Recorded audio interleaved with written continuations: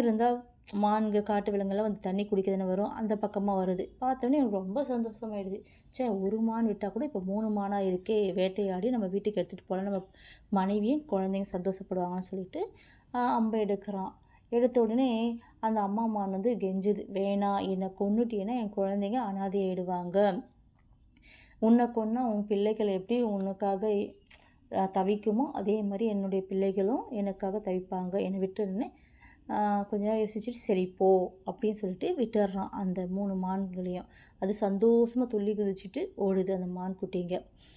உடனே இவர் இன்னொரு டைம் அந்த இலைகள் எல்லாம் இது பண்ணி போட்ட உடனே அவருடைய 4வது கட்ட பூஜையும் முடிஞ்சிடு. சிவபெருமான் அந்த இலைகள்லாம் விழுந்து சரி கொஞ்ச நேரம் குடும்பத்தை பற்றி யோசிச்சுட்டு இருக்காரு.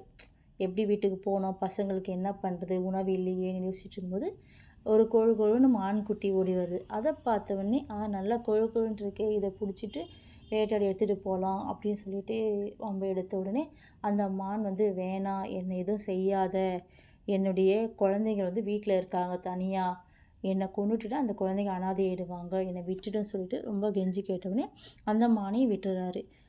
விட்டுட்டு சரி பொழுது விடிஞ்ச உடனே கீழே இறங்கி போகிறாரு. கீழே இறங்கி போனோடனே இந்த மான் குட்டிங்கள் எல்லாம் வந்து இவர்கிட்ட நன்றி சொல்லுது. உடனே இவர் என்னன்றாரு, நான் இனிமேல் வந்து காட்டு விலங்குகளை வேட்டையாட மாட்டேன் அப்படின்னு சொன்னோடனே அந்த மான் குட்டிங்களாம் ரொம்ப சந்தோஷம், எங்களால் விட்டதுனால உங்களுக்கு வந்து புண்ணியம் வந்து சேரட்டும் சொல்லிட்டு நன்றி சொல்லிட்டு மான் குட்டிங்க போயிடுது. இவருக்கே தெரியாமல் சிவராத்திரி அன்னைக்கு உணவு உண்ணாமல் விலங்குகளை வேட்டையாடாமல் இருந்ததுனாலையும் சிவபெருமானுக்கு வில்வ இலையை அர்ச்சனை பண்ணதுனால இவர் வந்து புண்ணியம் சேர்ந்தது இவருக்கு. இவர் வந்து வீட்டுக்கு போயிடுறாரு. இவர் இறந்த பிறகு இவர் வந்து சொர்க்கத்துக்கு போகிறாரு. சொர்க்கத்துக்கு போனோடனே அங்கே சிவபெருமானை தரிசனம் பண்ணுறாரு. சிவபெருமான் வந்து நீ நினச்ச மாதிரி நல்ல வசதியாக ஜென்மம் எடுக்கணும் அப்படின்னு சொல்லிட்டு வரம் கொடுக்குறாரு.